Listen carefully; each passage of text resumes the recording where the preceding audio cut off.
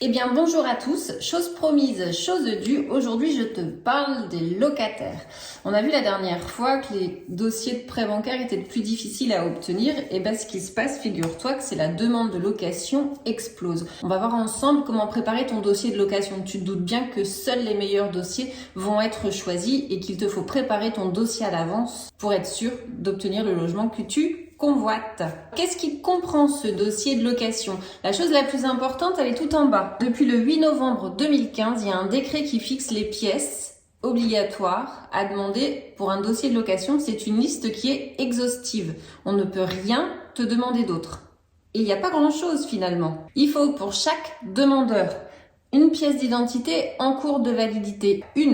Alors pièce d'identité, passeport, titre de séjour. Il faut également fournir un seul justificatif de domicile. Alors c'est les fameuses 3 dernières quittances. Les 3 dernières quittances, pour le coup, elles valent un justificatif de domicile. Si tu n'étais pas en location avant, c'est une attestation d'hébergement à titre gratuit. Si tu étais propriétaire avant d'être en location, on te demande le dernier avis de taxe foncière, par exemple, ou le titre de propriété. Tu dois aussi ajouter à ton dossier de location un ou plusieurs justificatifs concernant ta situation professionnelle. Si tu es étudiant et que tu es en stage, des contrats de stage, la carte d'étudiant. Si tu travailles et que tu es salarié, des fiches de paye, un contrat de travail. Si tu es indépendant, un extrait de CABIS, un extrait du registre des commerces, des sociétés, tout document prouvant ta situation professionnelle. Et puis enfin, dernier document, un ou plusieurs justificatifs concernant tes ressources. Si en plus de tes revenus professionnels, tu as d'autres ressources,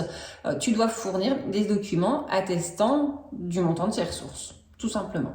Et c'est tout. Rien d'autre n'est obligatoire et ne peut être demandé.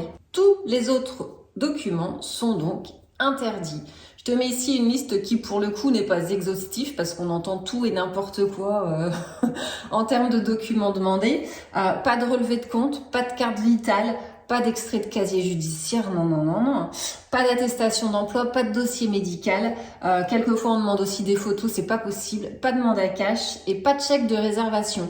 Ça se fait pas trop avec les professionnels de l'IMO, mais il y a pas mal de propriétaires en direct qui demandent des chèques de réservation pour réserver un logement. C'est interdit. Je te donne enfin un dernier conseil, le petit conseil qui fera peut-être la différence. Je l'espère pour toi. Regarde sur le site visal.fr. Je t'ai déjà expliqué le dispositif Visal. C'est un dispositif où l'Action Logement se porte garant gratuitement pour couvrir les loyers impayés et les dégradations locatives. C'est un réel avantage pour un propriétaire que de savoir que l'État se porte caution pour toi. Alors n'hésite pas d'utiliser cette dernière carte.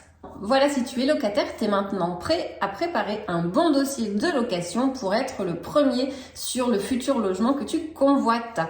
Si tu as d'autres questions, tu peux me les demander en commentaire, n'hésite pas, en direct ou par téléphone. Je suis jamais très loin du téléphone, tu le sais.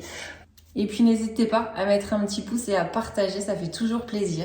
Je vous souhaite une belle journée et je vous dis au plaisir de partager ensemble. À bientôt.